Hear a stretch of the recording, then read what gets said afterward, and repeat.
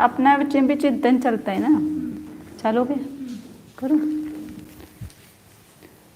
सिद्धे जिनिंद चंदे आयरिय अध्याय साहुगणे वंदिय सम्मदंसन चरितलब्धिं परुवेमो।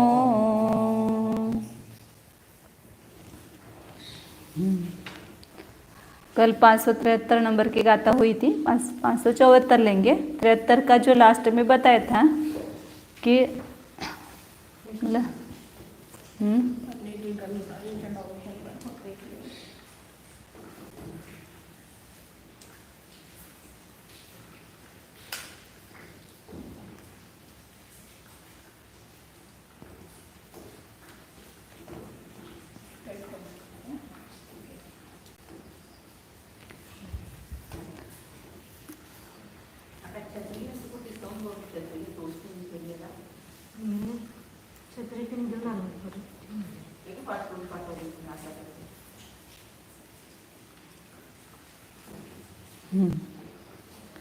सूक्ष्म कृष्टियों की रचना करता है, तो द्वितीयादिक समयों में भी वहाँ पर सूक्ष्म कृष्टि के लिए असंख्यात गुणे द्रव्य को उठाता है और नीचे असंख्यात गुणहीन इसने सूक्ष्म कृष्टियों की रचना करता है। ऐसा द्वितीय समय का बताया था। उसमें सूक्ष्म कृष्टि में देने योग्य द्रव्य 5 प्रकार के बताए थे। वहाँ अधस्तन अपूर्व कृष्टि खंड देता है, बीच में अंतर अपूर्व कृष्टि समान खंड देता है, पूर्व कृष्टि में अधस्तन शीर्ष देता है और दोनों में मध्यम खंड और उभय द्रव्य विशेष देता है पूर्व अपूर्व में। इस प्रकार 5 प्रकार के द्रव्य बताए थे। तो उसमें देने का जो क्रम है, देने का क्रम मतलब कुल कितना मिलता है, सूक्ष्म कृष्टियों की जो नीचे की कृष्टि है, पहली कृष्टि, उसमें कितना द्रव्य मिलता है, तो सबसे अधिक द्रव्य मिलता है। ये 279 नंबर के पेज पर वो सब लिखा है ना, वो स्वयं आप पढ़ेंगे तो भी समझ में आएगा। और कल थोड़ा भी बताया था भी था आकृति के माध्यम से कि कहाँ कितना मिलता है। सूक्ष्म कृष्टि की जो अपूर्व कृष्टि है उसमें सबसे ज़्यादा पहली कृष्टि में मिलता है, फिर द्वितीयादि कृष्टि में एक एक चय कम मिलता है, वो अनंतवा भाग कम मिलता है। फिर वहाँ से अपूर्व कृष्टि से पूर्व कृष्टि की पहली कृष्टि आएगी, तो वहाँ पर द्रव्य कितना मिलेगा, कम मिलेगा। पूर्व कृष्टि की पहली कृष्टि में जो मिलेगा वहाँ पर असंख्यात्व भाग मात्र कम मिलेगा, असंख्यात्व भाग मात्र हीन द्रव्य मिलता है, क्योंकि वहाँ पर केवल एक मध्यम खंड और उभय द्रव्य विशेष पूर्व से भी एक कम, मतलब सब में अब हिसाब एक ही तरह का है। एक बार रिपीट करती हूँ फिर आगे चलते। इस नीचे अपूर्व कृष्टियों की रचना की।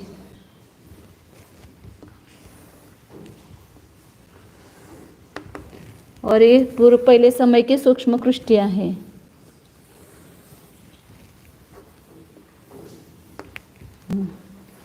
तो सबसे ज्यादा द्रव्य यहाँ मिलेगा और इससे आगे की कृष्टि में एक चेक कम मिलेगा, उससे आगे की कृष्टि में एक एक चेक कम मिलेगा। यहाँ क्या मिलता है, तो यहाँ पर अपूर्व कृष्टि समान खंड द्रव्य मिलता है और एक मध्यम खंड मिलता है और उभय द्रव्य विशेष मिलता है। ये 3 द्रव्य मिलते हैं। ऐसे अपूर्व कृष्टि की अंतिम कृष्टि तक ऐसे ही मिलता रहेगा, एक अधस्तन कृष्टि खंड, एक मध्यम खंड और उभय द्रव्य विशेष, ऐसे 3 द्रव्य मिलेंगे। लेकिन पहली कृष्टि से दूसरी कृष्टि में एक चेक कम मिलेगा।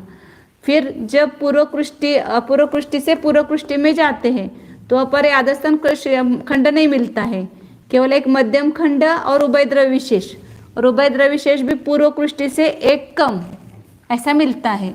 तो इससे इसमें कितना कम मिला, असंख्यात्वा भाग कम मिला, असंख्यात्वा भाग कम मिला, हीन मिला। फिर आगे पूर्व कृष्टियों में जो अधस्तन शीर्ष एक एक देते हैं और उभय द्रव्य विशेष एक एक कम हो जाता है। इसलिए उभय द्रव्य विशेष में से माइनस अधस्तन शीर्ष जो आएगा उतना कम।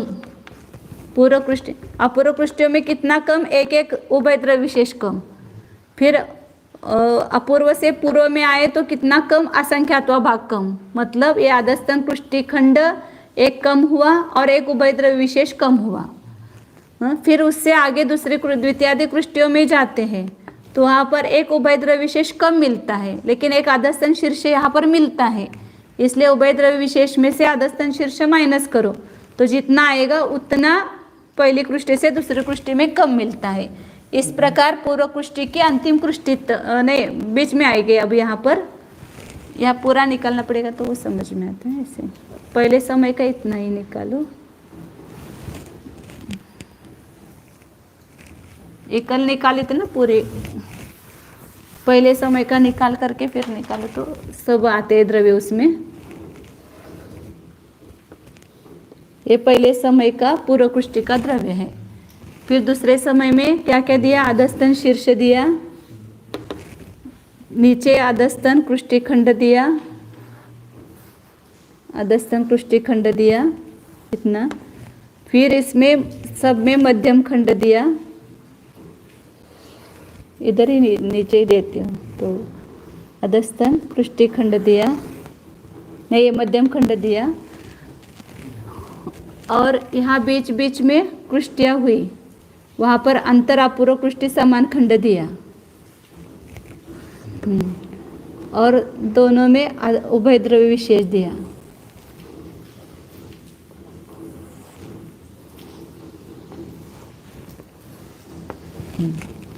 तो इसमें अब यहाँ तीन द्रव्य मिले, एक अधस्तन कृष्टिखंड मिला, एक मध्यम खंड मिला और ये उभयद्रव्य विशेष मिले। कितने उभयद्रव्य विशेष मिले, तो पूरा अपूर्व कृष्टि का जितना आयाम है उतने उभयद्रव्य विशेष यहाँ पर मिले। फिर आगे आगे की कृष्टि में एक एक उभयद्रव्य विशेष कम, ये तीनों द्रव्य मिलेंगे सभी कृष्टि में, अपूर्व कृष्टियों में, लेकिन इससे एक उभयद्रव्य विशेष कम। इस प्रकार अंतिम कृष्टि तक जाएंगे तो एक एक अनंतवा भाग कम होता जाएगा। और इस कृष्टि से इस पूर्व कृष्टि में कितना कम मिला, तो अधस्तन कृष्टिखंड कम मिला है और एक उभयद्रव्य विशेष कम मिला, बाकी मध्यम खंड और ये उभयद्रव्य विशेष बाकी के मिले हैं। ये दो द्रव्य मिले यहाँ पर इस कृष्टि में। तो इस कृष्टि से अपूर्व कृष्टि की अंतिम कृष्टि है, उस अंतिम कृष्टि से पूर्व कृष्टि की पहली कृष्टि में पूर्व प्रथम कितना कम मिला, असंख्यात्वा भाग कम मिला। फिर आगे जो है आगे की कृष्टि में एक आदस्तन शीर्ष मिला, यहाँ पर यह आदस्तन शीर्ष है ना, यहाँ एक आदस्तन शीर्ष मिला और एक उभयद्रव्य विशेष कम मिला पूर्व कृष्टि से, तो इसलिए मध्यम खंड मिला उभयद्रव्य विशेष भी मिले, लेकिन एक उभयद्रव्य विशेष कम मिला, इसलिए उभयद्रव्य विशेष में से आदस्तन शीर्ष माइनस किया तो जो प्रमाण आएगा उतना कम दूसरी कृष्टि में मिलेगा। तो अनंतवा भाग ही कम बोलेंगे। अधस्तन शीर्ष हमेशा छोटा ही होता है, उभयद्रव्य विशेष बड़ा होता है, क्योंकि अधस्तन शीर्ष पूर्व समय में द्रव्य थोड़ा था उससे निकाला था, और अब उभयद्रव्य विशेष में दोनों समयों में जो अपकर्षण किया हुआ द्रव्य और उससे निकालेंगे 6 तो वो बड़ा आएगा। मतलब वहाँ पर उभयद्रव्य विशेष बहुत बड़ा है ना, असंख्यात गुना है दूसरे समय का अपकृष्ट द्रव्य पहले समय से, तो उसमें से निकालेंगे। इस प्रकार कहाँ तक जाएंगे, पूर्व कृष्टि के बीच में अंतर अपूर्व कृष्टि आएगी, उसके पहले कृष्टि तक ऐसे ही करना, एक उभयद्रव्य विशेष में से एक अधस्तन शीर्ष कम करके, ये तो पहले का था ही, यहाँ पर ये अधस्तन शीर्ष दिया इतना, और ये मध्यम खंड दिया और ये उभयद्रव्य विशेष दिया, ये 3 द्रव्य दिए।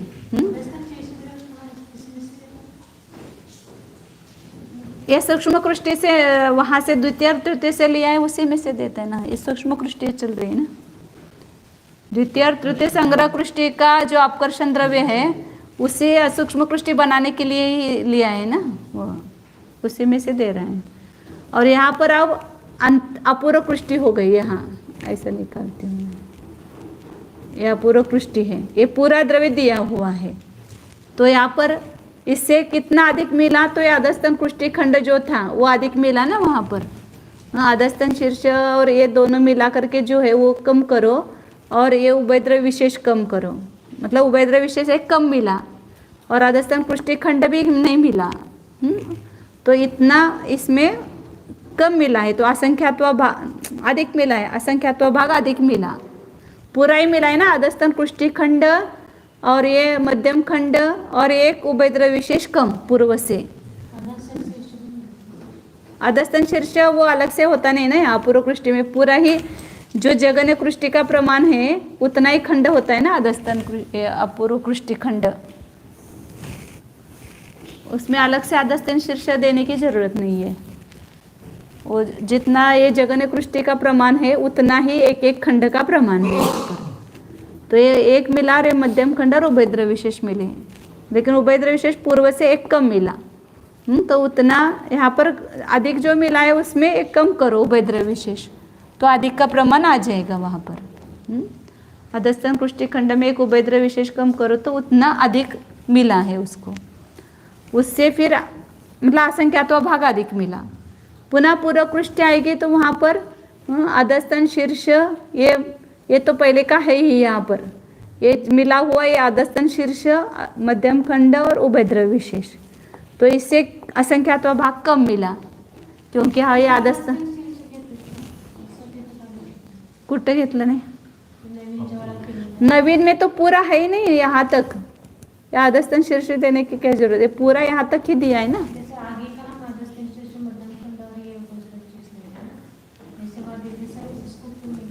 पूरा ये अधस्तन कृष्टि खंड जो है वो जगन्य कृष्टि का जितना प्रमाण है उतना ही ना, यहाँ पर है नहीं उतना, इसलिए इतना देना पड़ा, इतना है यहाँ पर इसलिए इतना दिया। यहाँ तो ये पूरा ही दिया ना, ये पूरा ही दिया ये यहाँ तक, तो इसलिए वो माइनस करके अधिक कहते हैं ना। जो अधस्तन कृष्टि खंड है उसमें पूर्व का जो अधस्तन शीर्ष है माइनस करो उतना अधिक मिला, और उभयद्रव्य विशेष भी कम करो उतना अधिक मिला। ये दोनों कम करते ना, अधिक कितना मिला उसके लिए। इस अधस्तन कृष्टि तो ये पूरा खंड है, तो ये पूर्व में अधस्तन शीर्ष इधर मिला था ना, ये नहीं मिला है यहाँ पर, तो वो उतना ये द्रव्य और उभयद्रव्य विशेष एक जो कम हुआ दोनों को जोड़ करके अधस्तन कृष्टि खंड में से माइनस करते हैं तो उतना अधिक मिला है। और पूर्व कृष्टि में असंख्यात्वा भाग कम मिला है क्योंकि ये यहाँ पर है मौजूद है पहले का। इस प्रकार अपूर्व से पूर्व में जाएंगे तो असंख्यात्वा भाग कम कहेंगे, पूर्व से अपूर्व में जाएंगे तो असंख्यात्वा भाग अधिक कहेंगे, और अपने अपने में जाएंगे पूर्व में जाएंगे तो उभयद्रव्य विशेष में से अधस्तन शीर्ष माइनस करके जितना आता है उतना कम कहेंगे। और अपूर्व से अपूर्व में एक उभयद्रव्य विशेष कम होगा। इस प्रकार कहाँ तक जाएंगे, सूक्ष्म कृष्टि के अंतिम खंड तक अपूर्व पूर्व आएंगे। तो बहुत सारे यहाँ पर बीच में जो कृष्टियाँ हुई वो भी अनंत होगी ना, तो उतने अनंत बार वहाँ पर कम ज़्यादा ऐसा होता रहेगा सूक्ष्म कृष्टियों में। फिर उसके ऊपर द्वितीय संग्रह कृष्टि, तृतीय संग्रह कृष्टि में जैसे पहले दिया था वैसा ही देना है, उसमें कोई नया नहीं है। तो बाद तीसरी संग्रह कृष्टि में 4 प्रकार का द्रव्य दिया, नहीं 3 प्रकार का ही दिया ना, संक्रमण द्रव्य 4 प्रकार का तृतीय संग्रह कृष्टि में, और द्वितीय संग्रह कृष्टि में 4 प्रकार का बंध द्रव्य और 3 प्रकार का घात द्रव्य। ये सब पहले जैसे विधान समझना है यहाँ पर। अब यहाँ पर सब देने पर दृश्यमान द्रव्य कैसा दिखता है सूक्ष्म और बादल कृष्टियों में, वो 574 नंबर की गाथा में बता रहे हैं। पडमादि सुदिस्सकमं सुहमेषु अनंत भागहीनकमं बादर किट्टिपदेशो असंख्य गुणिदं तदोहीनम। पदेशों की जब पवेशो होना चाहिए ऐसा हमें लगता है, पाठ संशोधन करना पड़ेगा, वो इसलिए लिखा है कि ऐसा चाहिए, ऐसा लगता है। पडमादिषु दिस्सकमं, प्रथमादिक सूक्ष्म कृष्टियों में, पडमादिषु सुहुमेषु, ये दृश्य क्रम कैसा है, प्रथमादिक जो सूक्ष्म कृष्टियाँ है उसमें कैसा है, अनंत दृश्य क्रम कैसा है, अनंत व भागहीन क्रम है। यहाँ से लेकर के यहाँ तक अनंत व भागहीन ही है, और ये पूरा ही सूक्ष्म कृष्टियों में लास्ट तक अनंत व भागहीन, एक एक ही कम है ना, गोपुच्छा का रूप ही है। फिर इसके ऊपर बादर कृष्टि है, उस बादर कृष्टि में बादर कृष्टि का जब प्रवेश होता है वहाँ पर असंख्यात गुणित है, मतलब ये कृष्टि आगे की ये इससे अनंत गुनी बड़ी है, ये असंख्यात गुनी बड़ी है, अनंत गुनी नहीं असंख्यात गुनी। बहादुर कृष्टि का भी द्रव्य बड़ा है ना, क्योंकि वो पूरा सत्व जो सत्व द्रव्य है वो दूसरे और तीसरे संग्रह कृष्टि में है, और ये तो यहाँ पर अपकर्षण भाग आरोप दे करके एक भाग लिया हुआ है द्रव्य। अभी बहुभाग कहाँ बचा हुआ है, द्वितीय और तृतीय संग्रह कृष्टि में बचा हुआ है। इसलिए यहाँ पर जो बादर कृष्टि का द्रव्य है वो इस सूक्ष्म कृष्टि के अंतिम कृष्टि से असंख्यात गुना है, ज़्यादा है। तदोहीनम दोन्हीमध्ये केली नाही समपट्टिका, बादर आणि सूक्ष्ममध्ये। काल पण ते मी खुलासा केला होता, कल भी मैंने बताया था कि सूक्ष्म और बादर का एक उपुच्छाकार नहीं है, जैसे वो स्पर्धकों का और कृष्टि का एक उपुच्छाकार नहीं है, ऐसे यहाँ पर सूक्ष्म कृष्टि और बादर कृष्टियों का एक गोपुच्छाकार नहीं है। इसका एक गोपुच्छा अलग है और बादर का गोपुच्छा अलग है। बादर का जो द्रव्य है इससे असंख्यात गुना है अभी, क्योंकि अभी सूक्ष्म कृष्टिकरण के काल के अंतिम समय तक ये हर समय असंख्यात गुना। यहाँ पर कितना लिया, केवल एक भाग लिया, तीसरे समय में इसे असंख्यात गुना लेगा, चौथे समय उससे असंख्यात गुना, फिर भी द्विचरम समय तक एक भाग ही गया है, और बहुभाग अंतिम समय में पूरा होता है, मतलब असंख्यात गुना होता है। जहाँ पर भी गुणापन आता है ना, तो उससे पूर्व सब गुणकार उस अगले गुणकार से एक कम ही होते हैं। पहला एक गुणकार, फिर दो गुणकार, फिर चार गुणकार, तो 4 और 2 और 1 कितने हो गए, 7 हो गए, और अगला गुणकार कितना होगा, 8। मतलब इन सब तीनों समय में जितना लिया उससे वो अधिक ही होगा, एक गुना ही अधिक होगा, तो इसलिए असंख्यात गुणित है। और तदोहीन, फिर वो बादर कृष्टियों का अपना गोपुच्छाकार है, तो वो एक एक चय से कम है, आगे जो है वो अनंतवें भाग से कम है, दृश्यमान क्रम। मतलब सूक्ष्म कृष्टि का एक गोपुच्छाकार और बादर कृष्टि का एक गोपुच्छाकार, ऐसे दो दृश्यमान अलग है, अपने अपने में अनंतवें भाग हीन क्रम से हैं। वेगळंच केलंय की समान नाही, चौकोन ते हे आखलेलं आहे, हितला गोपुच्छाकार वेगळाच आहे ना, सूक्ष्म कृष्टि संबंधी गोपुच्छा अलग ही है, और इसका गोपुच्छ यहाँ से है बड़ा, इसलिए वैसा दिखाया है। अब संक्रम्यमान द्रव्य का अल्पभूत्व कहते हैं। 575 का आता है, अलग अलग है। हाँ, लोहस्तदीयादो सुमगदं विदीयदो तु तदीयगदं विदीयादो सुमगदं दौवं संख्येज्य गुणिदकमम्। यहाँ पर लोभ की तृतीय संग्रह कृष्टि से सूक्ष्म में गया हुआ द्रव्य, 3 द्रव्य है यहाँ पर। लोभ की तृतीय संग्रह कृष्टि से भी सूक्ष्म कृष्टि में जा रहा है, द्वितीय संग्रह कृष्टि से तृतीय संग्रह कृष्टि में भी जा रहा है, और सूक्ष्म कृष्टि में भी जा रहा है। ये तीनों द्रव्यों का अल्पभूत्व बताते हैं।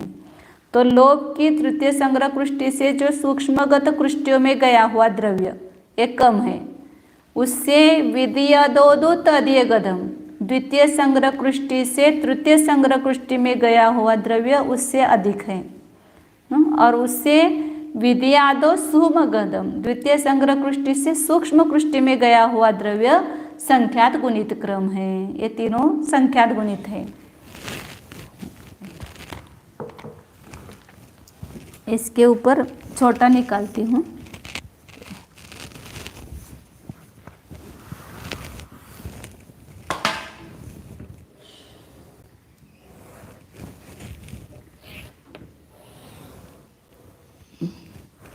ये तृतीय संग्रह कृष्टि है, और यहाँ पर समझो कि द्वितीय संग्रह कृष्टि है। तो इस द्वितीय संग्रह कृष्टि से तृतीय में भी जा रहा है, और ये द्वितीय संग्रह कृष्टि से सूक्ष्म में जा रहा है, और तृतीय संग्रह कृष्टि से भी सूक्ष्म कृष्टि में जा रहा है। तो इसका द्रव्य कितना है, उसका एक ही है ना, इसका द्रव्य है, इसमें से अपकर्षण करके देता है।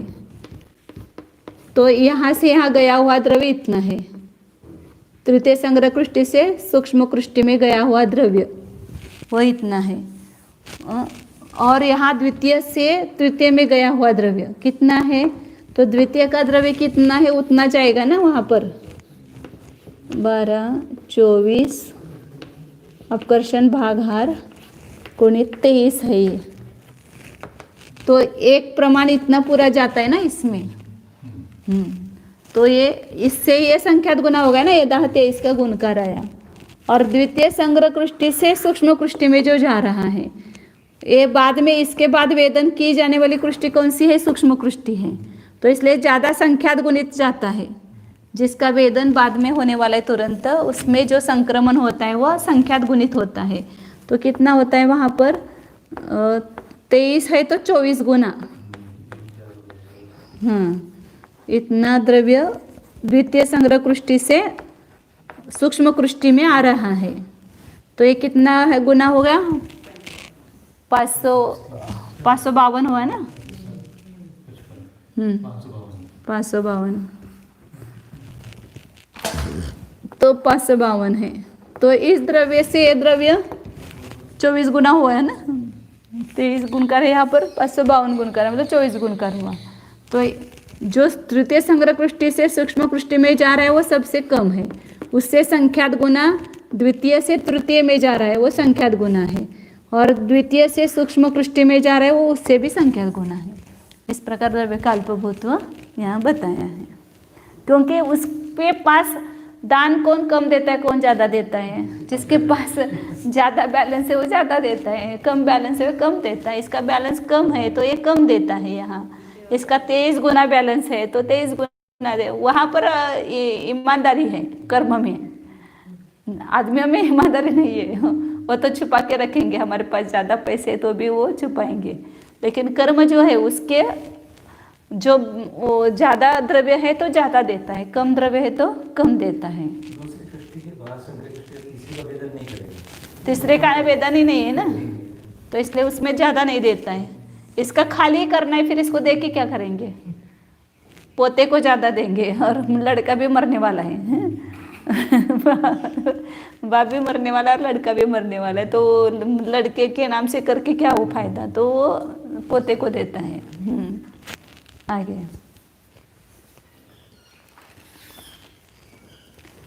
तो ये 3 द्रव्य का अल्पभूत हुआ था, मतलब सूक्ष्म कृष्टि में कितना गया हुआ है। तो ये सूक्ष्म कृष्टि में और ये दोनों मिलकर के 553 किया था ना, पंडित जाता है दोनों।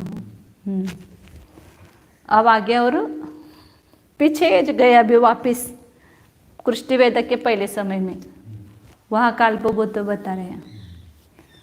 ये इस द्रव्य का प्रमाण समझने के लिए सब पूरा अल्पभूत वापिस बता रहे हैं। सूक्ष्म कृष्टियों में संक्रमित हुए द्रव्य का प्रमाण कहने के लिए बादर कृष्टियों में संक्रमित प्रदेशों का अल्पभूत्व कहते हैं। किट्टी वेदग पड़ में को हसय तदिया दो तु तदिया दो नसय पड़ मगदो माणतियादो दुमाय पड़मगदो मायतियादो लोभर सादि मगदो।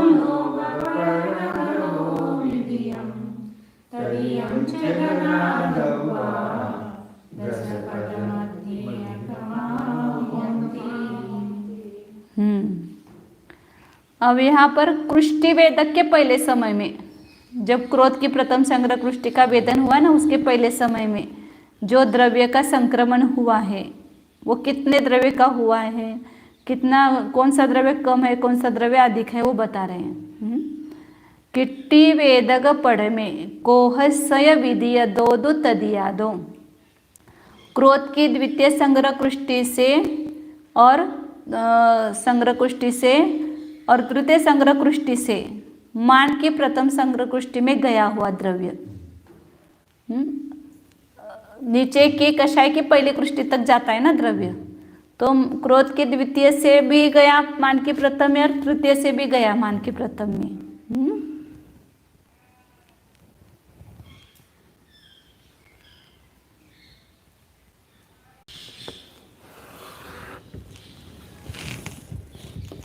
ये क्रोध की पहली संग्रह कृष्टि ऊपर है।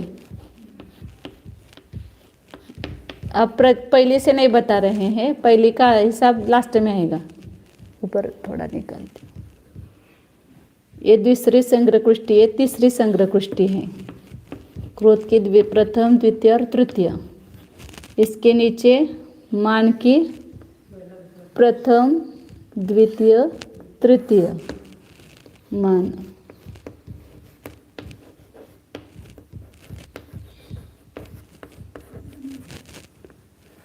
फिर माया की प्रथम, द्वितीय और तृतीय। प्रथम, द्वितीय और तृतीय। फिर लोभ की प्रथम, द्वितीय और तृतीय।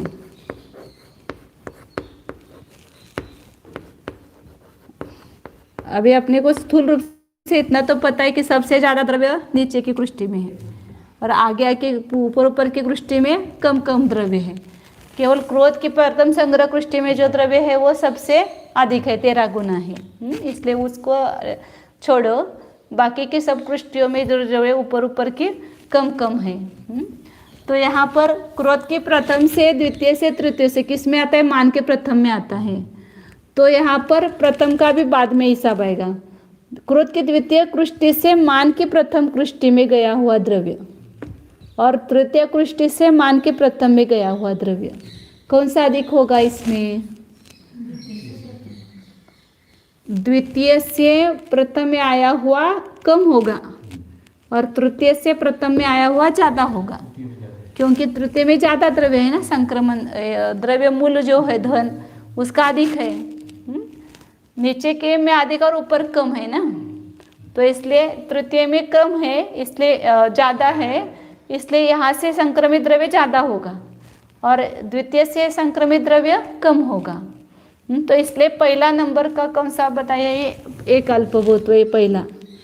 और फिर द्वितीय से मान की प्रथम में गया, क्रोध के द्वितीय में से मान की प्रथम में गया हुआ, उससे क्रोध के तृतीय में से मान के प्रथम में गया हुआ द्रव्य जो है वो विशेष अधिक है। कितना अधिक है? तो उसका प्रथम बताया कि उसी संक्रमण द्रव्य जो है द्वितीय संग्रह कृष्टि का, उसमें पल्योपम का असंख्यात्व भाग दे करके उसी में मिलाओ तो तृतीय संग्रह कृष्टि का संक्रमण द्रव्य आता है। इससे इसमें कितना अधिक है? या इधर से लेंगे, मतलब पल्योपम का असंख्यात्व भाग दो तो उतना अधिक है ना। कृष्टियों का भी प्रमाण और द्रव्य का भी प्रमाण पहले बताया था। अपने अपने में स्वस्थान गुणकार है तो वहाँ पर पल्योपम का असंख्यात्व भाग का गुणकार है, भागार कहो या गुणकार कहो, मतलब उससे भाग दे करके जो आएगा उतना उसमें मिलाएंगे तो उतना अधिक है, ऐसा बताया था। तो इसी प्रकार यहाँ पर संक्रमण द्रव्य में भी वही सिस्टम होगा कि द्वितीय से प्रथम में गया हुआ जो द्रव्य है, मतलब उसको क्या कहेंगे? द्वितीय संग्रह कृष्टि का संक्रमण द्रव्य, कृष्टि का संक्रमण द्रव्य जो होगा उसमें तृतीय का निकालना है ना अपने को, कितना अधिक है? तो इस संक्रमण द्रव्य में पल्योपम के असंख्यात्व भाग का भाग दो, पल्योपम भागिले असंख्यात, तो जो लब्ध आएगा वो इसी में मिलाओ, उतना अधिक है। मतलब अपनी कृष्टि में पल्योपम के असंख्यात्व भाग से भाग दे करके जो लब्ध आया उतना अधिक आगे की कृष्टि का संक्रमण द्रव्य है। नहीं समझ लिया? क्या नहीं समझ लिया? कितना अधिक है प्रमाण वो निकालने के लिए पल्योपम के असंख्यात्व भाग का भाग दिया, क्योंकि अपने अपने में जो द्रव्य भी है वो पल्योपम के असंख्यात्व भाग से अधिक, ऐसा द्रव्य का अल्पभूत तो बताते समय पहले बताया था। और दूसरी कृष्टि में तो दूसरे परस्थान है तो वहाँ पर अवली का असंख्यात्व भाग अधिक है और अपने अपने में तो पल्योपम का असंख्यात्व। तो संक्रमण द्रव्य में भी वही गुण का भागार का प्रमाण दिया है। द्वितीय संग्रह कृष्टि का जो संक्रमण द्रव्य होगा, यहाँ से यहाँ गया हुआ द्रव्य कितना है? 1000 है। और द्वितीय संग्रह कृष्टि पल्योपम का असंख्यात्व भाग जो है वो 10 माना, तो 10 से भाग दिया तो कितना है? 100 आया, तो उतना अधिक है। द्वितीय संग्रह कृष्टि का 1000 है तो तृतीय संग्रह कृष्टि का संक्रमण द्रव्य 1100 है, ऐसा। तो यहाँ तृतीय संग्रह कृष्टि से प्रथम में गया हुआ द्रव्य अधिक है। अब 2 गए, अब मान की भी पहली से, दूसरी से और तीसरी से माया के प्रथम में जाएगा द्रव्य। वो द्रव्य क्रम से अधिक अधिक लेंगे। प्रथम से माया की प्रथम में गया हुआ द्रव्य इससे अधिक होगा, हाँ अधिक होगा। यहाँ पर वो अवली का संख्यात्मक भाग आ रहेगा, क्योंकि यहाँ पर क्रोध को छोड़कर आप मान में आ गए ना, तो परस्थान गुण का रहा तो इसलिए मान के संक्रमण द्रव्य क्रोध के संक्रमण द्रव्य से क्या होगा, अवली का संख्यात्मक भाग दो उतना अधिक होगा। मतलब यहाँ पर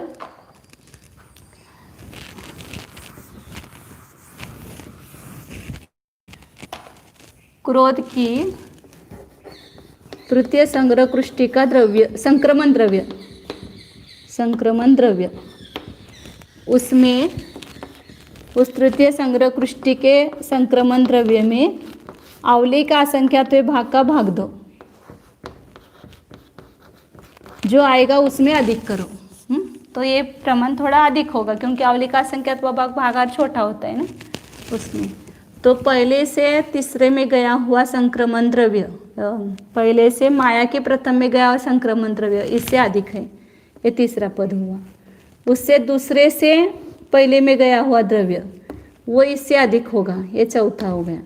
और तीसरे से इस पहले में गया हुआ द्रव्य वो पांचवा संक्रमण द्रव्य हुआ, क्योंकि इसका द्रव्य कम है तो वो कम आएगा, इसका ज़्यादा है तो ज़्यादा जाएगा, इसका उससे ज़्यादा है तो वो ज़्यादा जाएगा। इसमें तीनों ये इसमें ही गए हुए लिए हैं संक्रमण द्रव्य। तो ये यहाँ पर इसके अपने पहले दूसरे तीसरे का निकालने के लिए कितने का भाग देंगे, पल्लवम के असंख्यात्मक भाग का भाग देंगे।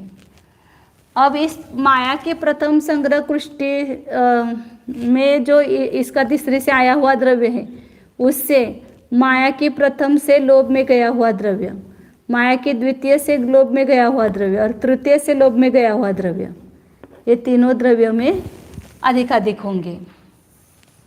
तो पहले का निकालते समय अवली के असंख्यात्मक भाग का भाग देना, फिर पहले से दूसरे का निकालेंगे तो उस समय पल्लवम के असंख्यात्मक भाग का भाग, अपनी कृष्टि के संक्रमण द्रव्य में ही वहाँ पर पल्लवम के असंख्यात्मक भाग का भाग दे करके उसी में मिलाएंगे।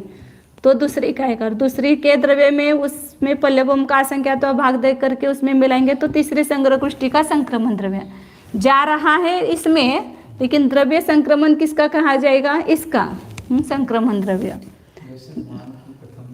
हाँ दो जगह से आया, द्वितीय से तृतीय से क्रोध की, हाँ मान के प्रथम में द्वितीय से और तृतीय से आया, हाँ उनके आने के बाद भी मान की द्वितीय से वो कम ही रहा। हाँ कौन सा, मान की प्रथम में हाँ क्रोध की द्वितीय से भी आया, तृतीय से भी आया, वो सारा मिलकर द्रव्य है, फिर भी मान की द्वितीय से कम ही रहा इससे इसमें। हाँ हाँ वो इसमें इस सब में जा रहा है ना, आए हुए सभी में है, इसमें आ भी रहा है और यहाँ से जा भी रहा है ना। मान के प्रथम से तो दूसरी में तीसरी में इधर जा रहा है, तीन में जा रहा है, तीन वे द्रव्य है।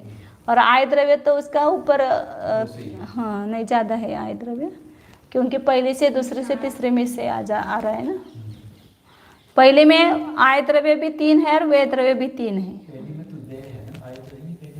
ये मान की प्रथम में, क्रोध की नहीं, ये मान की प्रथम में। यहाँ तो मान के प्रथम में 13, 14, 15 है। क्रोध की प्रथम को ना गिनते हुए तब ये अल्पहुत है। हाँ क्रोध के पहले को छोड़ करके ही, पहले को छोड़ कर लिया, वो बाद में आएगा ना नंबर उसका। अब लोग फिर क्या बताए, लोभ की प्रथम से लोभ की द्वितीय में गया हुआ द्रव्य अधिक है, और उससे लोभ की प्रथम से तृतीय में गया हुआ है ना। लोभ की प्रथम कृष्टि से द्वितीय कृष्टि में प्राप्त हुआ द्रव्य और तृतीय कृष्टि को प्राप्त हुआ द्रव्य, इस प्रथम से आप द्वितीय में और तृतीय में गया हुआ द्रव्य, ये 3 हुए, 5 हुए, 6, 7 और 8, और यहाँ पर ये 9 और ये 10 नंबर का द्रव्य, मतलब वो संक्रमण द्रव्य अधिक अधिक है ऐसा। ये नहीं वो अपने अपने में दिया हुआ ले लिया नहीं, यहाँ पर आगे की कृष्टि में दिया, आगे के कषाय की पहली कृष्टि में दिया हुआ ही लिया है। यहाँ तीनों में से इसमें गया हुआ द्रव्य लिया, मान के तीनों में से इसमें गया हुआ द्रव्य लिया, मान के प्रथम से द्वितीय में गया हुआ द्रव्य का अल्पभूत्व नहीं बताया यहाँ पर, या द्वितीय से तृतीय में गया हुआ वो नहीं बताया। इन तीनों में से इस माया के प्रथम में गया हुआ द्रव्य, और माया के तीनों में से लोभ के प्रथम में गया हुआ द्रव्य, और लोभ के प्रथम से द्वितीय में गया हुआ, और लोभ के प्रथम से तृतीय में गया हुआ द्रव्य, ये अल्पभूत्व बताया। ये आधिकाधिक क्रम है।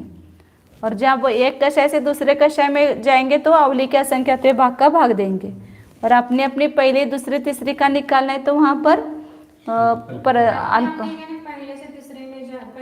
नहीं, मान के प्रथम कृष्टि का संक्रमण द्रव्य निकाला, तब इससे अधिक निकाला ना, इसके द्वितीय से यहाँ आया हुआ द्रव्य है, उससे तृतीय से आया हुआ द्रव्य, ऐसा निकाला ना यहाँ पर। तो वहाँ वो इसका जब अल्पभूत्व करेंगे तो पल्लवम का असंख्यात भाग का भाग देंगे। इससे मान के प्रथम से माया के प्रथम में गया हुआ द्रव्य यह अधिक है जब बताया, तो वो अवली का असंख्यात भाग का भाग आ रहेगा वहाँ पर। नहीं वहाँ पर नहीं, यहाँ हाँ मान के प्रथम संग्रह पुष्टि का द्रव्य बराबर है, बराबर हाँ।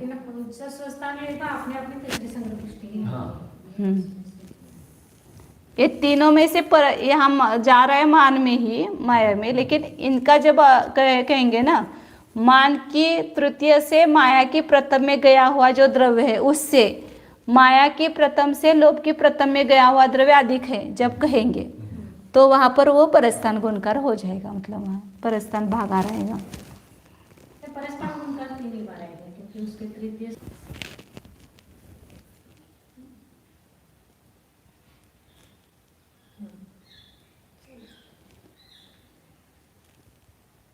चले अब यहाँ पर ये 10 पद यहाँ पर बताएं, अब अगली गाथा में बताएंगे वापिस।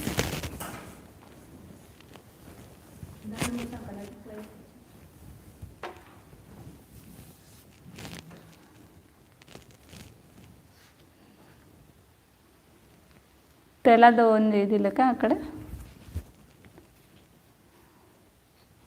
1 बादर कुष्टि प्रथम समय में, क्रोध की द्वितीय संग्रह तृतीय संग्रह कुष्टि में गया, दूसरे से तृतीय 4।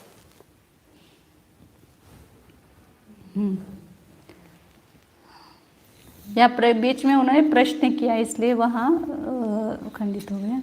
उन्होंने प्रश्न क्या किया यहाँ पर, जहाँ अन्य कषायों की संग्रह कुष्टि के द्रव्य का अन्य कषायों की संग्रह कुष्टि में संक्रमण कहा, वहाँ परस्थान संक्रमण अपने अपने द्रव्य को अधप्रवृत्त भागाहार का भाग देकर आए हुए एक भाग प्रमाण द्रव्य का संक्रमण होता है। क्योंकि अधप्रवृत्त संक्रमण चल रहा है ना, अपने अपने में आया हुआ तो अपकर्षण भागाहार होता है, प्रथम से द्वितीय और द्वितीय, ये संक्रमण नहीं, ये तो अपकर्षण है। और यहाँ जो क्रोध से मान में जा रहा है वो संक्रमण है। वो कौन सा संक्रमण है? अधप्रवृत्त संक्रमण है। क्रोध के प्रथम से क्रोध के द्वितीय में गया, क्रोध के द्वितीय से तृतीय में गया, तो वो अपकर्षण भागाहार होता है। और यहाँ जो एक क्रोध कषाय से दूसरे कषाय में जा रहा है वो कौन सा द्रव्य है? संक्रमण द्रव्य है। तो अधप्रवृत्त संक्रमण ही चल रहा है ना, यहाँ पर कषाय का बंद हो रहा है तो उसका अधप्रवृत्त संक्रमण होता है। तो अधप्रवृत्त संक्रमण भागाहार चल रहा है। लेकिन यहाँ पर ये देखा है ना, लोभ के प्रथम से द्वितीय में और लोभ के प्रथम से तृतीय में गया, ये अपकर्षण भागाहार है। तो इसलिए वो प्रश्न किया है कि यहाँ पर अपकर्षण भागाहार और अधप्रवृत्त संक्रमण भागाहार में क्या अंतर है। तो अपकर्षण भागाहार से अधप्रवृत्त संक्रमण भागाहार बहुत कम है, नहीं अपकर्षण भागाहार छोटा है सर, इसलिए असंख्यात गुना द्रव्य आना चाहिए, द्रव्य का संग्रह। इसलिए अन्य कषाय में संक्रमण द्रव्य के विशेष अधिक का क्रम कहा है वह योग्य है, परंतु लोभ के प्रथम संग्रह कुष्टि में से उसी की द्वितीय संग्रह कुष्टि में संक्रमण हुआ, यह स्वस्थान संक्रमण है। यह अपने द्रव्य को अपकर्षण भागाहार का भाग देकर प्राप्त हुए एक भाग द्रव्य का संक्रमण होता है। यहाँ जो संक्रमण है वो संक्रमण नहीं है, अपकर्षण है। तो यहाँ अपकर्षण भागाहार देंगे, पहले से दूसरे में गया हुआ और पहले से तीसरे में अपकृष्ट हुआ है द्रव्य, संक्रमित नहीं हुआ है। और यहाँ जो क्रोध से मान से माया में, माया से लोभ में हुआ, ये संक्रमण है। तो ये पहले जो 8 हैं वो सब क्या होंगे, अधप्रवृत्त संक्रमण भागार होंगे। उस कृष्टि के द्रव्य को अधप्रवृत्त संक्रमण भागार का भाग देंगे तो उतना संक्रमण द्रव्य आएगा। और यहाँ जो लोभ से के प्रथम से द्वितीय में या लोभ के प्रथम से तृतीय में गया हुआ द्रव्य वो अपकर्षण भागार से गया हुआ है, और अधप्रवृत्त भागार से अपकर्षण भागार असंख्यात गुना कम है, तो छोटा है। तो इसलिए द्रव्य ये विशेष अधिक क्यों कहा आपने, या असंख्यात गुना कहना चाहिए, क्योंकि भागार असंख्यात गुनाहीन हुआ तो द्रव्य असंख्यात गुना होना चाहिए था। ऐसा प्रश्न किया है, तो उसका जवाब आगे देते हैं। लोभ की प्रथम संग्रह पुष्टि का द्रव्य तृतीय में जाता नहीं, इसलिए वह द्वितीय में ले लिया। नहीं, द्वितीय में भी गया और तृतीय में भी गया, दोनों में गए ना। लोभ की प्रथम से द्वितीय में गया और लोभ की प्रथम से तृतीय में भी गया। ऊपर से हम कैसे चल रहे थे कि तृतीय और तृतीय संग्रह या प्रथम द्वितीय का संग्रह पुष्टि का द्रव्य तृतीय पुष्टि में देता है या माया के आगे के प्रथम पुष्टि में देता है। नहीं, यहाँ जो अल्पभूत बताया वो परस्थान ही बताया। अल्पभूत मतलब परस्थान में गया हुआ द्रव्य 8 तक संक्रमण द्रव्य है। वो क्रोध से मान में गया हुआ, मान से माया में गया हुआ, माया से लोभ में गया हुआ, ऐसा निकाला। और शब्द अंत में लोभ का लोभ में गया हुआ, क्योंकि लोभ का तो संक्रमण होगा नहीं, लोभ में प्रथम से द्वितीय में या प्रथम से तृतीय में जाएगा, तो वो लिया है यहाँ अल्पभूत में। यहाँ मान के इसके द्वितीय तृतीय में भी गया हुआ है, लेकिन वो यहाँ नहीं लिया अल्पभूत में। तो क्रोध का भी लिया है प्रथम का, वो अभी आगे 3 आने वाले ना, आगे की गाथा में पद अभी 3 बचे हैं, 13 पद बताए हैं, अब यहाँ पर 10 पद तक गए। तो यहाँ प्रश्न यहाँ हो रहा है कि 8 तक तो आपने अधिक कहा, वो ठीक है क्योंकि सब अधप्रवृत्त संक्रमण भागार है, लेकिन यहाँ भागार कौन सा है, अपकर्षण भागार है। तो इसलिए असंख्यात गुना के हो उसको अधिक मत कहो, ये शंका है। तो उसका उत्तर देते आगे, यह सत्य है, परंतु यहाँ परिणामों के महात्म्यवश अधप्रवृत्त भागार भी अपकर्षण भागार के अनुसार प्रवृत्त होता है। अधप्रवृत्त भागार भी छोटा हो गया है। सब संक्रमण भागार जगह उत्कृष्ट होते हैं ना, तो सब समान नहीं होते हैं। तो यहाँ पर अधप्रवृत्त संक्रमण भागार भी अपकर्षण भागार जैसा कम हुआ है, तो अधिक द्रव्य का संक्रमण हो रहा है। पूर्व में विशुद्धि नहीं होते हुए जो अधप्रवृत्त संक्रमण भागार था, उससे अभी का अधप्रवृत्त संक्रमण भागार वो असंख्यात गुना कम हुआ है, इसलिए उसका भी द्रव्य वह अधिक है, अपकर्षण भागार संक्रमित द्रव्य भी। इस प्रश्न ये बताया कि यहाँ ये सब संक्रमण हो रहा है, क्रोध का मान में, मान का माया में, माया का लोभ में, ये पद लिए हैं। सभी 8 पद संक्रमण के हैं, और ये जो पद है वो संक्रमण नहीं है, ये अपकर्षण है, क्योंकि अपने अपने में हो रहा है। तो ये अपकर्षण भागार से भाग देकर के जितना आएगा उतना अपकर्षण करेंगे, तो अपकर्षण भागार तो असंख्यात गुना कम है और अधप्रवृत्त संक्रमण भागार असंख्यात गुना बड़ा है। तो इस 8वें पद से यहाँ पर 9वां पद जो आया वो भागार असंख्यात गुनाहीन होने से असंख्यात गुना द्रव्य होना चाहिए था, लेकिन फिर भी यहाँ विशेष अधिक ही कहा।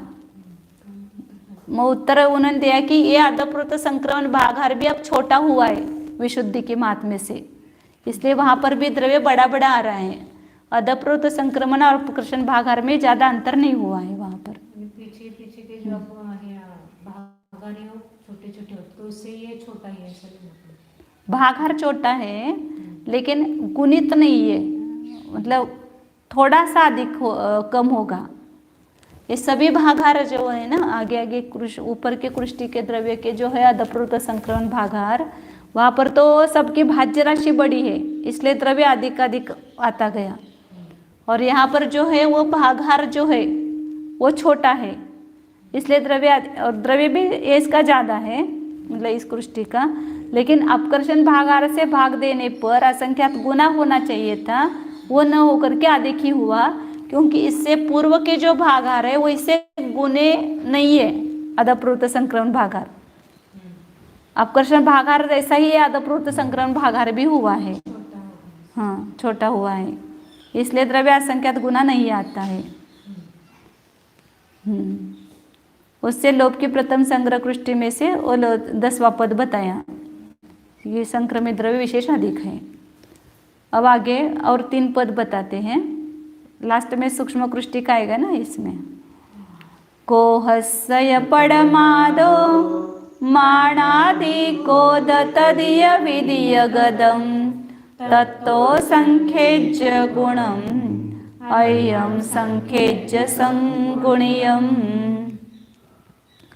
क्रोध के प्रथम से मानादि कोध तदीय विदीय गदम। अब यहाँ पर जो लोभ की प्रथम से तृतीय में गया हुआ ये 10वां पद था। अब इससे भी कौन सा द्रव्य संख्यात गुणित है? क्रोध की प्रथम से मान के प्रथम में आया हुआ, प्रथम से क्रोध की प्रथम से, क्रोध की प्रथम संग्रह कुष्टि में से मान की, इससे यहाँ पर आया हुआ द्रव्य वो 13 गुना है ना। क्रोध का कुष्टि का द्रव्य 13 गुणित है, इसलिए वहाँ से संक्रमित हुआ द्रव्य वो भी 13 गुणित है। तो इससे वो संख्यात गुणित है। क्रोध की प्रथम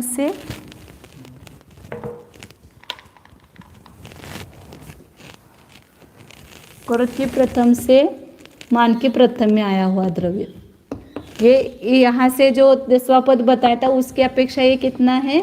गुणित है, संख्यात गुणित है, 11वां पद है। उससे क्रोध की तदीय विदीय गदम, क्रोध की प्रथम से ही, क्रोध के पहले तृतीय का लेंगे क्योंकि द्वितीय में ज़्यादा होता है ना। क्रोध की प्रथम से क्रोध की तृतीय में गया हुआ, ये अपकर्षण है केवल, ये संक्रमण नहीं है। तो इससे एक द्रव्य संख्यात गुणित है, ये 12वां पद हुआ। ये कितना है? 13 है द्रव्य। तो ये कितना है यहाँ पर? दो क्रोध के प्रथम से तृतीय में गया हुआ वो भी 13 ही है। हाँ,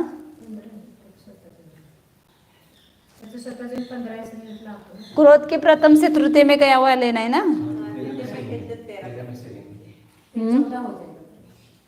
इसलिए विशेष अधिक आएगा वहाँ पर, विदेश अधिक है वहाँ पर, इसलिए मैंने संख्यात गुना नहीं होगा, अधिक ही होगा वहाँ पर। 13 ही है लेकिन उससे थोड़ा अधिक है क्योंकि यहाँ पर जाता है वो आद्यप्रवृत्त संक्रमण भागार से जाएगा और यहाँ पर आएगा वो अपकर्षण भागार से आएगा, इसलिए विशेष अधिक है यह। और फिर क्रोध की प्रथम से द्वितीय में आया हुआ द्रव्य ये संख्यात गुणित होगा, ये 182 है क्योंकि वो 14 गुना है, मतलब इससे ये 13 से 14 गुना है। तो 13 गुणित 14 किया तो 182 द्रव्य हुआ। 182 गुना नहीं करना, 182 द्रव्य करना, मतलब 14 गुना हुआ। हाँ, संख्यात गुणित हुआ। तो क्रोध के प्रथम से मान के प्रथम में गया हुआ द्रव्य वो यहाँ के द्रव्य से संख्यात गुणित है क्योंकि वो 13 है।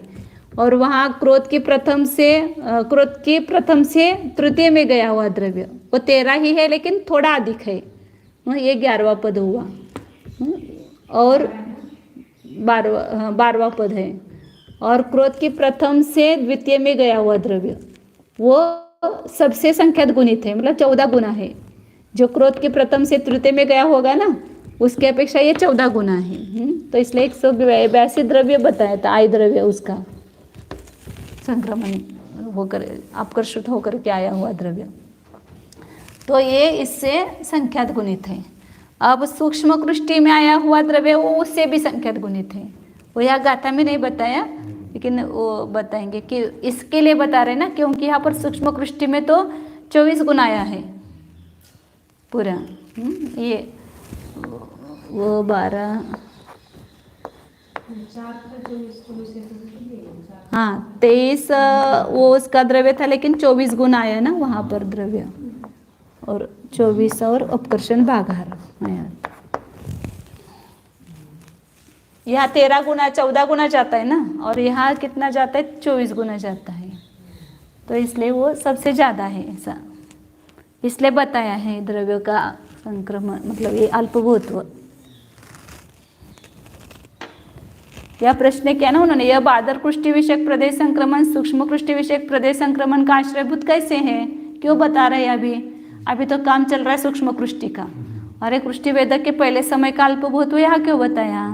तो ये जो है सूक्ष्म कृष्टियों के द्रव्य का प्रमाण जानने के लिए एक आश्रयभूत है, कारणभूत है, इसलिए यहाँ पर अल्पभूत बताया, मतलब इन सबसे भी सूक्ष्म कृष्टि में गया हुआ द्रव्य वो संख्यात गुणित है, ये बताने के लिए। लोभ की द्वितीय संग्रह कृष्टि में से उसके तृतीय संग्रह कृष्टि में जितना द्रव्य संक्रांत हुआ उससे संख्यात गुना द्रव्य सूक्ष्म कृष्टियों में संक्रमित होता है। इस प्रकार का संक्रमण का गुणकार नवीन नहीं है, तो पूर्व में भी बादर कृष्टि में संख्यात गुना गुणकार प्रवृत्त होता था। इस प्रकार सूक्ष्म कृष्टियों को करने में संक्रमण आश्रयभूत है।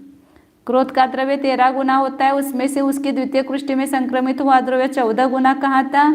उसमें से तृतीय कृष्टि में, क्रोध की तृतीय कृष्टि में से मान के प्रथम कृष्टि में जब सब पूरा दे करके जाता है ना, तब 15 गुना, 16 गुना, 17 गुना, 18 गुना, 19, 20, 21, 22, 23, अब ये 24 गुना हुआ है, ऐसा भी बताया। ये भी उसमें से सूचित किया उन्होंने। यह अनुक्रम जानने के लिए यहाँ अल्पभूतों का कथन किया है। अब आगे बताते कि लोभ की द्वितीय संग्रह कृष्टि में से उसी की तृतीय संग्रह कृष्टि में संक्रमण कब तक होता रहेगा। द्वितीय से अभी वो दूसरा चार्ट निकालना पड़ेगा। द्वितीय से तृतीय में कृष्टिकरण में, सूक्ष्म कृष्टिकरण में जा रहा है ना, सूक्ष्म कृष्टि में भी जा रहा है और तृतीय कृष्टि में भी जा रहा है, तब कब तक जाएगा उसका अवधि बताते हैं। क्योंकि उसका भी द्रव्य खत्म करना है ना, कब तक देते रहेंगे उसको, तो उसको पहले कम बंद करना पड़ेगा, तो फिर उसका कब खाली करेंगे।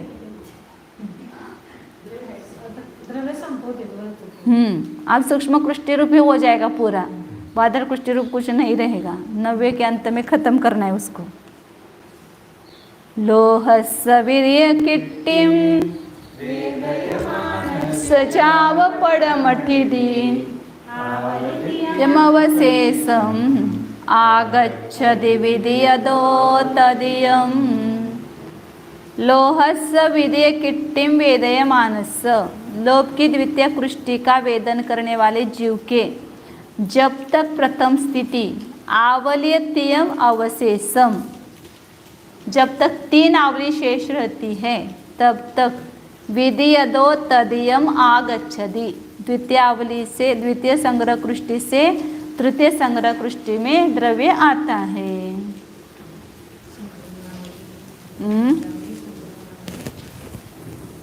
अब ये नहीं,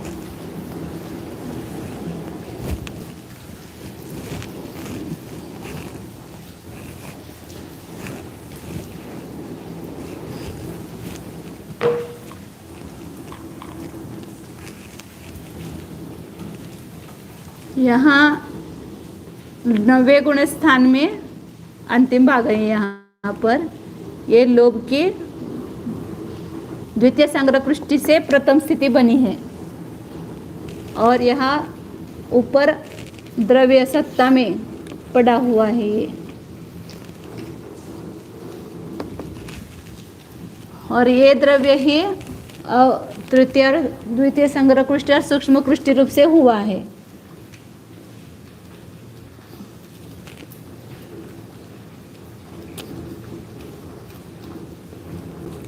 एक सूक्ष्म कृष्टि रूप है और तीसरी और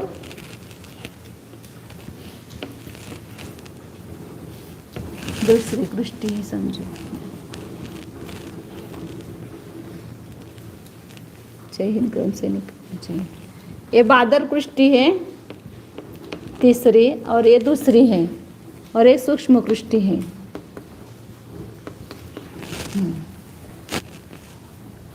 तो यहाँ ये द्रव्य प्रथम स्थिति में तो कार्य हो रहा है, यहाँ से अपकर्षण करके प्रथम स्थिति में देता है, सूक्ष्म कृष्टि से नहीं, द्वितीय संग्रह कृष्टि से यहाँ अपकर्षण करके यहाँ प्रथम स्थिति बनाई है ये।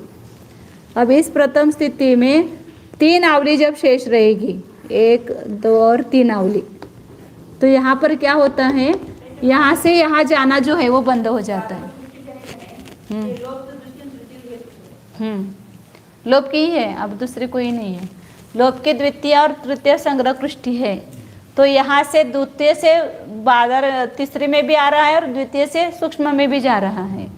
तो यहाँ कब तक जाता रहेगा, तो जब यहाँ पर लोभ वेदक काल में 3 आवली शेष रहेगी, मतलब 3 आवली प्रथम स्थिति शेष रहेगी, तब तक यह इसका इसमें संक्रमण मतलब आकर्षण होता रहेगा, द्वितीय से तृतीय में जाता रहेगा। अब यहाँ पर 3 आवली शेष रहने पर वो जाना बंद हो जाएगा, तीसरे को नहीं देगा, केवल सूक्ष्म को ही देगा। अभी सूक्ष्म कृष्टिकरण में 2 आवली शेष रही है अभी। हाँ, प्रथम स्थिति तो अंतर्मूर्त है ना, अंतर्मूर्त है, इसमें सूक्ष्म कृष्टिकरण का सब काल है ना। जब द्वितीय संग्रह कृष्टि का वेदन काल है वही सूक्ष्म कृष्टिकरण काल है, तो उसमें 3 आवली जब शेष रही उस प्रथम स्थिति में, 1 आवली तो ज़्यादा ही होती है ना प्रथम स्थिति, मतलब सूक्ष्म कृष्टि में 2 आवली बची है समझो करने में, तब ये द्वितीय से तृतीय में जाना बंद हो जाएगा, उसमें नहीं देगा, संक्रमण नहीं करेगा। 2 आवली रहेगी तब आगल प्रत्यागल बंद होगा, 3 आवली शेष रहेगी तब द्वितीय से तृतीय में जाना बंद हो जाएगा। फिर 2 आवली शेष रहेगी, एक समय अधिक 2 आवली, तब तक आगल प्रत्यागल होता रहेगा। यहाँ से यहाँ आएगा और यहाँ से ऊपर नहीं जाएगा समझो, कि वहीं से वहीं आगल प्रत्यागल यहाँ पर है ही नहीं वैसे देखा जाए तो, आगल खाली है उस पृष्ठ में से हार आ रहा है। उत्कर्षण वहाँ नहीं कर रहा है ना इसका।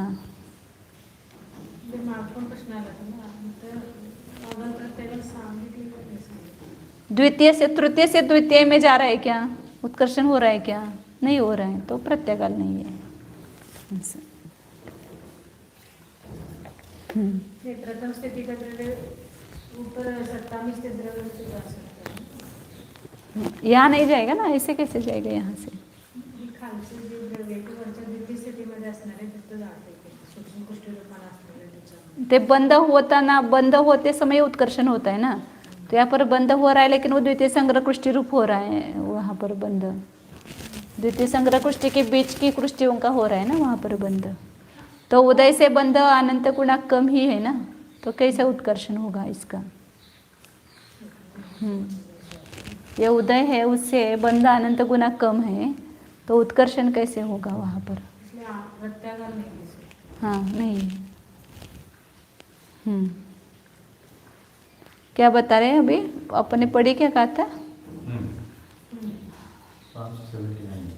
हाँ, जब तक 3 आवली कहा, 3 आवली कौन सी कही, एक विश्रमणावली, संक्रमणावली और उच्छिष्टावली, ये 3 आवली का ना इसके नाम दिया। एक विश्रमणावली, मतलब यहाँ पर संक्रमण होना बंद हो जाएगा, कौन सा, द्वितीय से तृतीय में आना बंद हो गया। फिर ये संक्रमणावली, मतलब वो केवल जो नया बंद कर रहा है या उसका ये हो रहा है, संक्रमण हो रहा है, मतलब अपकर्षण हो रहा है। और ये तो उच्छिष्टावली है, ये तो अपने रूप से भोगेगा ही नहीं, उच्छिष्टावली।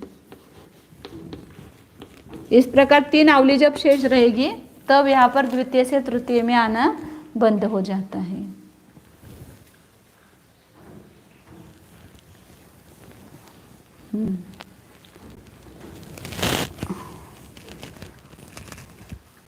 तृतीय संग्रह पृष्ठ में संक्रमित हुआ द्रव्य विश्रमणावली तक वही विश्राम करता है, इसलिए उसको विश्रमणावली कहा। यहाँ वो वहीं पर विश्राम करेगा। फिर अगले संक्रमण पृष्ठ में वो क्योंकि संक्रमण होने के बाद उन्होंने कहा ना 1 आवली काल तक उसमें कुछ नहीं होता है। उत्कर्षण और संक्रमण होने के बाद 1 आवली काल तक उसमें कुछ बदल नहीं होता है, वैसा ही तदवस्था ही रहता है। तो 1 आवली काल तक वो इसके पहले जो हुआ तो वैसा ही रहेगा। फिर अगले संक्रमणावली में पूरा द्रव्य वह सूक्ष्म कृष्टि रूप हो जाएगा। फिर तृतीय संग्रह कुष्टि ही नष्ट हो जाएगी अंतिम समय में, या 90 गुण स्थान का अंतिम समय आएगा ना, तो 1 आवली में ये पूरा तृतीय संग्रह कुष्टि का जो है बचा हुआ एक एक फाली करके सब इसमें चला जाएगा, उसको इसलिए संक्रमणावली नाम दिया। ऐसे संक्रमण तो हर समय चल ही रहा है, फिर भी उसको संक्रमणावली नाम क्यों दिया, क्यों यहाँ आना बंद हो गया इसलिए विश्रमणावली कहा। फिर वैसा ही रहेगा तदवस्थ ही द्रव्य, फिर उसके अगली अवली में वो द्रव्य सूक्ष्म कृष्टि में जाएगा तो संक्रमणावली कहा। और हाँ द्रव्य, फिर उच्छिष्टावली तो शेष छोड़ेगा वो, इसलिए उच्छिष्टावली कहा। वो उसका आप बताएंगे ना अभी आगे, द्वितीय संग्रह कृष्टि में आएगी ना नवक समय प्रबद्ध, उसमें रहेगा वो शेष। 9वें गुणस्थान के अंतिम समय तक बंद होगा तो उसमें वो द्रव्य उतना बचा रहेगा एक समय कम 2 आवली प्रमाण। हाँ, वो उच्छिष्टावली जाएगी। नहीं, उच्छिष्टावली में वो द्रव्य ये करेगा, सूक्ष्म कृष्टि रूप करेगा वो द्रव्य। अभी आगे बताएंगे, एक क्रम से बता रहे। द्वितीय से तृतीय में कब तक आता है? वो 3 आवली शेष रहे तब तक आता है, उसके बाद बंद हो जाता है। 3 आवली शेष रहने पर संक्रमण उसका नहीं होगा। संक्रमण मतलब वो एक प्रकार से अपकर्षण ही है, अनुभाग का, संक्रमण नहीं है। तो पर प्रकृति रूप नहीं है वो। हाँ, जब तक 2 आवली रहती है तब तक ऐसा ही होगा। फिर आगाल प्रत्यागाल की विच्युति होती है और अनुपूर्वी संक्रमण होने से तृतीय संग्रह कृष्टि का द्रव्य द्वितीय कृष्टि में नहीं जाता, इसलिए आगाल नहीं होता, केवल प्रत्यागाल ही होता है। प्रत्येक ठिकाणी मार्ग पण आपल्याला शंका आहे. प्रत्येक ठिकाणी प्रत्यागाल होतच नाही करते प्रत्यागाल सांगितले. वास्तविक तिथे दिले तो त्याने आगाल प्रत्यागाल।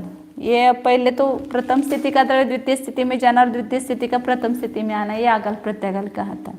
यहाँ पर वो द्वितीय से तृतीय में जाना और तृतीय से द्वितीय में जाना ऐसा कह रहे हैं। तो तृतीय से उल्टा द्वितीय में तो जाता ही नहीं है और द्वितीय से तृतीय में आता था, वो बंद हो गए यहाँ पर। तो आगाल ही लगाना पड़ेगा। वो देखना पड़ेगा क्या लिखा है इसमें। तो ऐसा लिखा है कि आगाल नहीं होता, केवल प्रत्यागाल ही होता है, वह भी रुक गया। प्रत्यागाल होत नाही, आगाल होते असं पाहिजे असं वाटतं. नीचे से ऊपर गया इसलिए प्रत्यागाल असं कहते हैं। प्रत्यागाल आणि द्वितीय से तृतीय में आता है इसलिए उलट झालं काय? तृतीय से द्वितीय में जाना उसको प्रत्यागाल कहेंगे ना, और द्वितीय से तृतीय सूक्ष्म में आगाल कहा.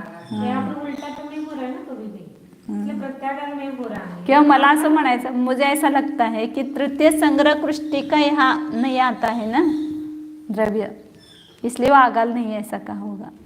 ये द्वितीय स्थिति में द्रव्य है ना, वो तृतीय संग्रह कृष्टि से प्रथम स्थिति में नहीं दे रहा है, इसलिए आगाल नहीं है। कहाँ से दे रहे द्रव्य? द्वितीय से दे रहा है ना, ये द्वितीय संग्रह कृष्टि की वेदकृष्टी है असं म्हटलं असेल ते. तर खरं ते एकदा संस्कृत टिकेत काय येते ते बघायला लागेल पाठीमागं. इसको देख करके एक बार फिर कल बताएंगे आगाल प्रत्यागाल का।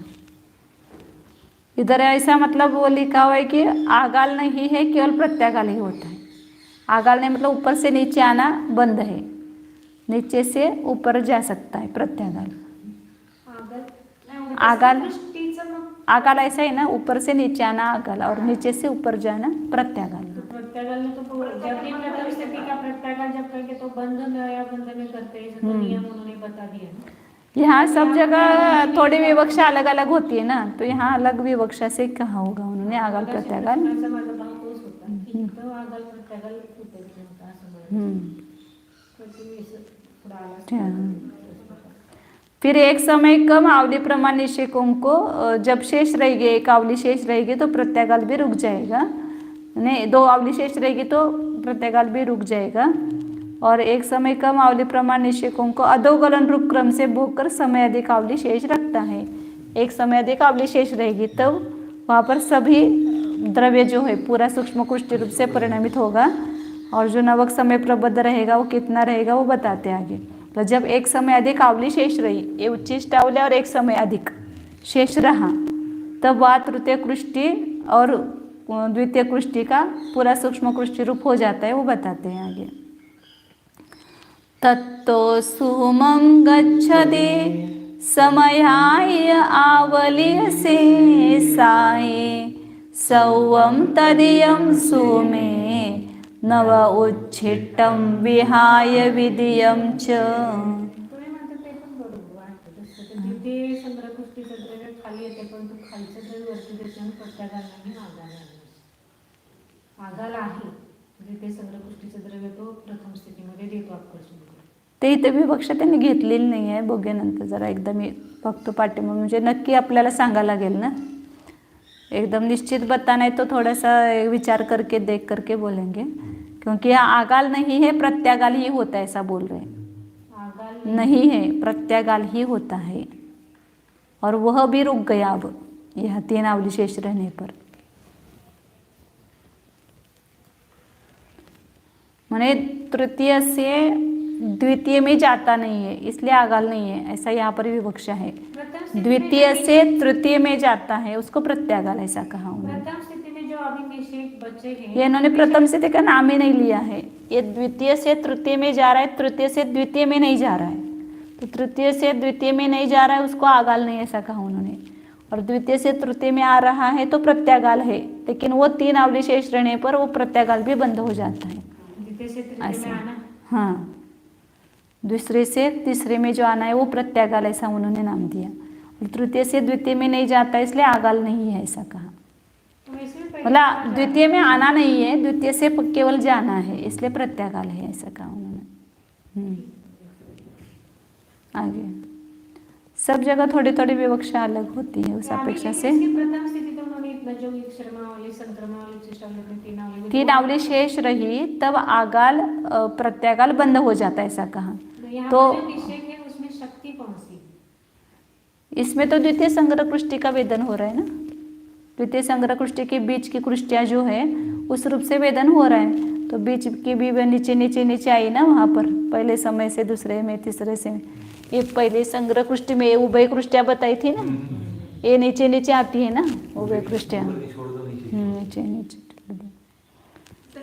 आगे अभी बताते हैं, यहाँ पर बंद भी चालू है ना, तो ये 2 आवलियों में अंतिम 2 आवलियों में जो बंदा हुआ है उसका संक्रमण नहीं होगा, वो शेष रहेगा द्वितीय संग्रह कृष्टि रूप से, वो बता रहे हैं आगे। कथा म्हटली का आपण तत्तो सुमम गच्छति, उसके बाद द्वितीय से सूक्ष्म में जाएगा, तृतीय में जाएगा ही नहीं। 3 आवली शेष रहने तक तृतीय कृष्टि में जाता था द्रव्य, यहाँ से यहाँ आता था, अब यहाँ नहीं जाएगा, खाली डायरेक्ट यहाँ सूक्ष्म में चला जाएगा। समयाहीय आवली शेष है, कब तक होगा? एक समय अधिक आवली शेष रहने तक द्वितीय से सूक्ष्म कृष्टि में जाएगा, तृतीय में नहीं जाएगा। और सवम तद्यम, संपूर्ण तृतीय कृष्टि सुहु में सूक्ष्म कृष्टि में शामिल हो गई। और नव उच्चिष्टम विहाय विधियम च, द्वितीय कृष्टि का भी पूरा द्रव्य सूक्ष्म में गया, केवल नवक समय प्रबद्ध और उच्चिष्टावली को छोड़कर। ये उच्चिष्टावली का द्रव्य है, द्वितीय संग्रह कृष्टि का है, उतना शेष रहा। और जो इन 2 आवलियों में बंधा हुआ है, इन 2 आवलियों में बंधा हुआ, वो अभी द्वितीय संग्रह कृष्टि में समय प्रबद्ध रूप से जो है, बंध रूप से जो कृष्टिया होगी ना, उतना द्रव्य बीच का। द्वितीय में जो 2 आवलियों में बंधे हुए द्रव्य की जो द्वारा जो बनेगी ना बंध कृष्टिया, और इन सब में जो बंध द्रव्य है वो उतना रह गया है नवक समय प्रबद्ध का। बाकी सब पूरा द्रव्य तृतीय सूक्ष्म कृष्टि रूप हुआ है।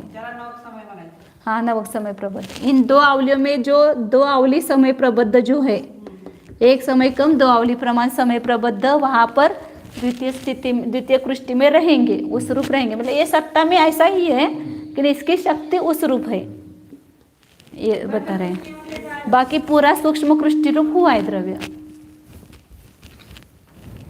मतलब यह जो स्थिति में जितने भी निषेक है ना, वो स्थिति कितनी अभी कम कम होती हुई आ रही है, शायद अब अंतर्मूर्त ही रहेगी स्थिति, अंतर्मूर्त ही रहेगी ये स्थिति। तो इसमें जो पूरा द्रव्य है वो जहाँ आबादा छोड़ करके दिया हुआ होगा वहाँ पर वो द्रव्य होगा, तो वो द्रव्य उस रूप रहेगा, उस शक्ति रूप। बाकी सब द्रव्य जो है सूक्ष्म कृष्टि रूप परिणत हुआ है। यहाँ पर जो बचने वाला द्रव्य बंध द्रव्य के द्वारा दिया हुआ द्रव्य, हाँ, द्रव्य ही वो द्वितीय संग्रह कृष्टि रूप शक्ति रूप रहेगा। वो द्रव्य होगा इसी सभी स्थितियों में होगा, लेकिन उतना द्रव्य उस शक्ति रूप रहेगा, और बाकी सब द्रव्य सूक्ष्म कृष्टि रूप हुआ है। मतलब यहाँ इन समयों में जो द्रव्य है ना, इसमें से ही कुछ द्रव्य द्वितीय कृष्टि रूप रहेगा और बाकी सब सूक्ष्म कृष्टि रूप हो जाएगा, उसका अनुभाग हो गए। मतलब इस रूप कुछ अनुभाग रहा नहीं, हाँ, सब सूक्ष्म कृष्टि रूप हुआ। और उस रूप जो अनुभाग था उसमें केवल बंध जो नया हुआ है उतना अनुभाग रहेगा, बाकी सब सूक्ष्म कृष्टि रूप हो जाएगा। हाँ, एक समय कम 2 आवली प्रमाण समय प्रबद्ध बचा हुआ। मतलब कम कम बचा हुआ है। वो तो सत्ता में कितना था, 1.5 गुण हानि गुणित समय प्रबद्ध, सब सूक्ष्म कृष्टि रूप परिणमित हुआ।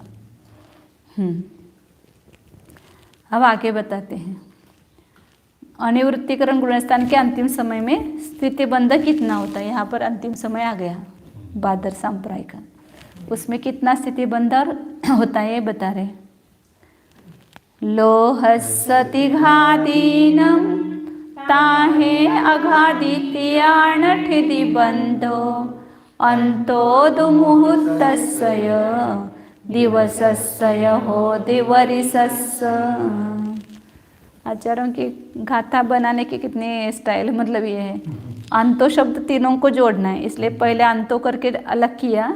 अंतो दु मुहूर्तस्य दिवसस्य वरिसस्य होदि, क्रम से लगाना है। लोहस्य लोभ का स्थिति बंध, मुहूर्तस्य अंतो मुहूर्त के भीतर मतलब अंतर मुहूर्त, लास्ट का स्थिति बंध है ना, ये सबसे जगह स्थिति बंध होगा, इसके बाद बंध विच्युति होगी, छोटा अंतर मुहूर्त होगा। फिर उसी समय तिघाधीनम, 3 घातियों का बंध दिवसस्य अंतो, अभी दिन में हो रहा है, बाद में मुहूर्त में आएगा ना, अंतर मुहूर्त में आएगा, तो दिवस के अंदर भीतर है। और अघादित्यानठिति बंधो, 3 आघातियों का स्थिति बंध वर्ष के भीतर है, 1 वर्ष के भीतर, 1 वर्ष से ज़्यादा नहीं हो रहा है। 10वें गुणस्थान में उतना अपसरण होकर के फिर वो मुहूर्तों में आएगा, 12 मुहूर्त और 8 मुहूर्त नाम गोत्र, हाँ अंत में है। तो अभी यहाँ पर वर्ष के भीतर, दिवस के भीतर और मुहूर्त के भीतर चढ़ते समय, लेकिन उपशम श्रेणी में दिवस के भीतर ही होगा, 2 दिन के अंदर है शायद, उसमें 2 दिन के भीतर है, और यहाँ 1 दिन के भीतर, वहाँ 2 वर्ष के भीतर या 1 वर्ष के भीतर, वहाँ जो बंध है उससे आधे आधे यहाँ पर है सब पूरे। अब वहाँ पर स्थिति सत्व कितना शेष रहा है, स्थिति कांडक स्थिति बंधापसरण के द्वारा तो स्थिति बंधक कम हुआ, अब स्थिति कांडक घात भी चल रहे हैं, उसके द्वारा स्थिति सत्व कितना शेष रहा है। स्थिति कांडक तो बड़े बड़े हो रहे हैं, मतलब उसके सत्व से भी ज़्यादा, अंतर्मूर्त ही प्रमाण वाले लेकिन बड़े होंगे। ताणम पुनठिधि संतम कमेण अंतो मुहूर्तयं होदि वस्साणं संखेज्य सहस्राणि असंख्य वस्साणि। उसी समय उनका ठिधि संतम, ठिधि सत्व, कमेन क्रम से लगाना, लोभ का अंतो मुहूर्तयं होदि, अंतर्मूर्त सत्व रहा है, क्योंकि सूक्ष्म कृष्टि की रचना वो अंतर्मूर्त में ही होती है वहाँ। और वस्सानम संख्यज्य सहस्राणि, 3 घाती का सत्व अभी कितना है, संख्यात 1000 वर्ष, 12 गुणस्थान तक रहने वाले हैं ना अभी सत्ता उसकी, वो वहाँ तक स्थिति कांडक घात होंगे उसके। और नाम गोत्र का और वेदनीय का असंख्यात वर्ष, अघाती का असंख्यात वर्ष प्रमाण स्थिति सत्व शेष रहा है। असंख्यात वर्ष तो 13वें तक रहेंगे ना, 13वें के लास्ट में उसका सत्व कम हो जाएगा, समुद्घात के द्वारा कांडघात होगा। हाँ बराबर है। इस प्रकार अब सूक्ष्म सांप्राय गुणस्थान का वर्णन करते हैं। हाँ अंत समय नहीं हो गया, हाँ सूक्ष्म सांप्रायिक में प्रवेश हो गया, क्रिया सब हो गई, करने की क्रिया हो गई। एक गाथा लेते फिर कल आगे का सब लेंगे। से काले सुहुम गुणम परिवर्जति सुहुम किट्टिठिधि खंडम आनायति तद्दौवम उक्कट्य कुनदि गुण सेढ़िम। से काले, उस अनिवृत्तिकरण का काल समाप्त होने पर अनंतर समय में सुहुम गुणम, सूक्ष्म गुण स्थान को परिवज्जति प्राप्त होता है। कितना भीतर आनंद का वेदन होता होगा, वो इतना सूक्ष्म बहादुर कषाय से सूक्ष्म कषाय में गए, इतना सा है ही नहीं, भीतराग जैसा ही है वो, थोड़ा सा कण कणिका बची है। तो सूक्ष्म कृष्टि का स्थिति कांडक घात करता है, सूक्ष्म कृष्टियों का स्थिति कांडक घात। ये सूक्ष्म कृष्टि के इतने अंतर्मूर्त प्रमाण बची है ना सत्ता, इसके भी अंतर्मूर्त आयाम वाले कांडक करता है। अंतर्मूर्त में भी अंतर्मूर्त आयाम वाले कांडक, अंतर्मूर्त के बहुत सारे भेद होते हैं। आना यदि तद्दवम, और फिर उसका द्रव्य जो है सूक्ष्म कृष्टियों के द्रव्य का क्या करता है, उक्कट्य मतलब आकर्षण करके गुण सेडिम कुणदी, उनसे आनायदे मतलब लाता है, सूक्ष्म कृष्टियों के द्रव्य को अपकर्षण भागार से लाता है और गुण सेडिम कुणदी गुण श्रेणी को करता है। मतलब यहाँ पर अपकर्षण करके द्रव्य, यहाँ प्रथम स्थिति सूक्ष्म कृष्टि की बनेगी ना, ये पहले बादर कृष्टि की थी यहाँ पर, तो ये खत्म हुई, तो यहाँ पर उच्छिष्टावली के पहले ही मतलब ये 9वें गुणस्थान का अंत होते ही यहाँ पर ये सूक्ष्म कृष्टि की गुण श्रेणी बनेगी। ये तो समाप्त हो गई है सब, प्रथम स्थिति ये समाप्त हुई, एक आवली रही थी, अब यहाँ पर सूक्ष्म कृष्टि के द्रव्य का आकर्षण करके गुण श्रेणी बनाएगा। फिर यहाँ पर वो जो उच्छिष्टावली का है वो सब सूक्ष्म कृष्टि रूप संक्रमित होकर के उदय में आएगा। बादर रूप जो लोभ है वो सूक्ष्म कृष्टि रूप परिणमित होकर के उसका उदय होकर के खिर जाएगी वो। और सत्ता में जो है वो उसका भी एक समय कम 2 अवलियों में उसका भी सूक्ष्म कृष्टि रूप संक्रमण हो जाएगा।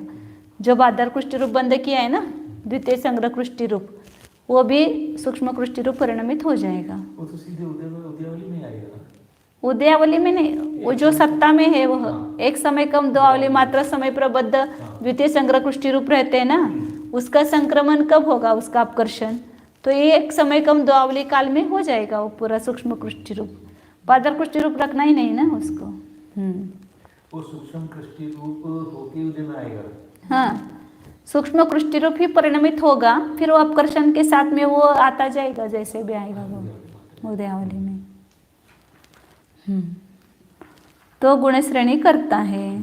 तो सूक्ष्म कृष्टि संबंधी स्थिति में प्राप्त मोह के सर्व द्रव्य को कितना है वह द्रव्य, सूक्ष्म कृष्टि रूप समय प्रबद्ध उत्कृष्ट समय प्रबद्ध गुणित 1.5 गुण हानि, इतना द्रव्य सूक्ष्म कृष्टि संबंधी स्थिति में प्राप्त हुआ है। अब वह सर्वसत्व द्रव्य उसको क्या करेंगे, अपकर्षण, ये इसको 7 का भाग देंगे ना, मोहनीय का पूरा द्रव्य सूक्ष्म कृष्टि रूप हुआ है, और फिर उसको अपकर्षण भागार का भाग दे करके ये सत्ता में स्थित इतना है ऊपर द्रव्य, और उसमें अपकर्षण भागार का भाग दे करके एक भाग ले करके इसके द्वारा एक प्रथम स्थिति की रचना होगी। यहाँ पर सूक्ष्म कृष्टि की प्रथम स्थिति 10वें गुणस्थान का जो काल होगा उससे उतनी होगी वो।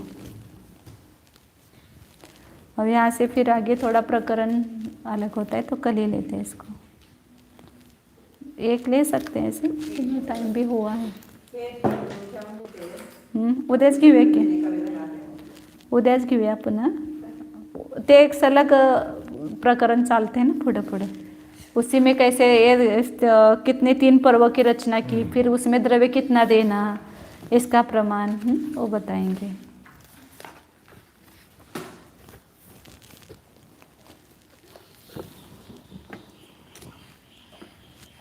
आज 5 तारीख हुई ना, से 6 दिन के भीतर होना चाहिए ऐसा लगता है, 6 दिन। हाँ,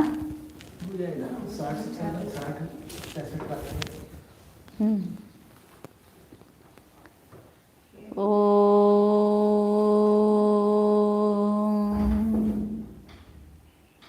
जानिए यह मैं शुद्ध चैतन्यमय जीव ही हूँ।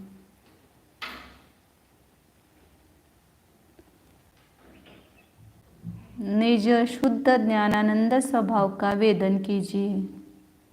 जानिए मैं शुद्ध चैतन्यमय जीव वस्तु हूँ, उसका आस्वाद लीजिए।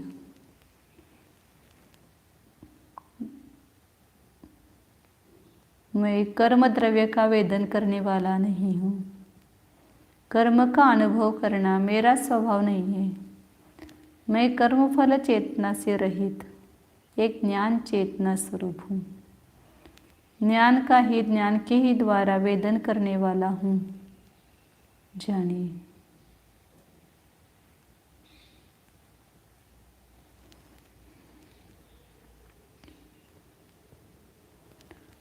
कृष्टिया कर्म में है, मुझ में नहीं है। बादर कृष्टि सूक्ष्म कृष्टि रूप कर्म द्रव्य परिणमित होता है, मैं नहीं। कर्म का अनुभाग मेरा नहीं है। कर्म का अनुभाग कर्म की शक्ति है, मेरी नहीं है। मैं अपनी शक्ति को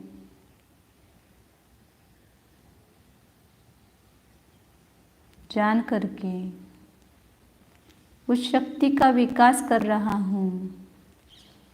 मेरे शक्ति का ह्रास नहीं है। शक्ति तो वृद्धिंगत हो रही है। शक्ति की व्यक्ति वृद्धिंगत हो रही है। शक्ति तो है ही अनादि अनंत। उस शक्ति की व्यक्तता में विकास हो रहा है। मैं उसको जान रहा हूँ, उसको कर नहीं रहा हूँ। मैं उस विशुद्धि का भी करता नहीं हूँ। मैं तो अनादि अनंत एक शुद्ध जीव वस्तु हूँ। मुझ में कुछ करना धरना नहीं है। मैं अकार्य कारणत्व शक्ति से संपन्न हूँ।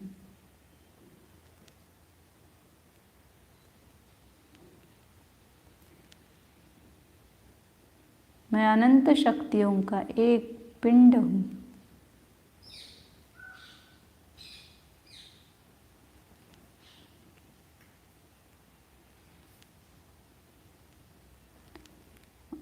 अनंत शक्ति स्वरूप निज आत्मा को जान करके अपनी शक्ति को व्यक्त कीजिए।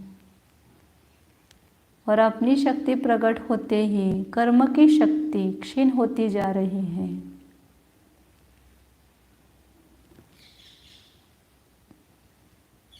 बड़े योद्धा को देखकर हीन शक्ति वाला योद्धा स्वयमेव युद्ध भूमि से पलायन करता है।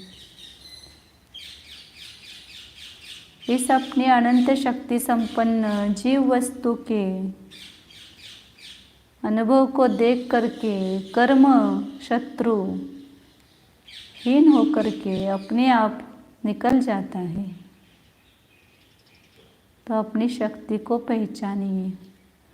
मुझ में अनंत शक्ति है। मैं अनंत शक्ति का धनी हूँ। मैं दीनहीन नहीं हूँ।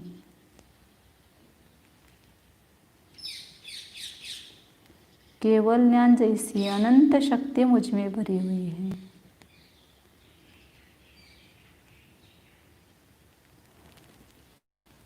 अनंत शक्ति संपन्न स्वरूपो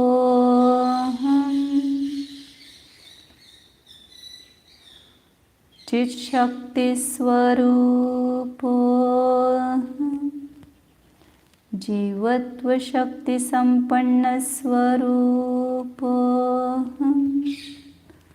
दृश्य शक्ति संपन्न स्वरूपो ज्ञान शक्ति संपन्न स्वरूपो सुख शक्ति संपन्न स्वरूपो वीर्य शक्ति संपन्न स्वरूपो शुद्धो एको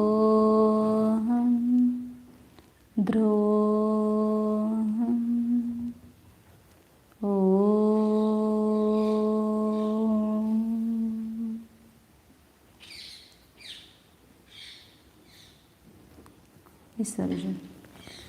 नमो अरिहन्ताणं नमो सिद्धाणं नमो आयर्याणं नमो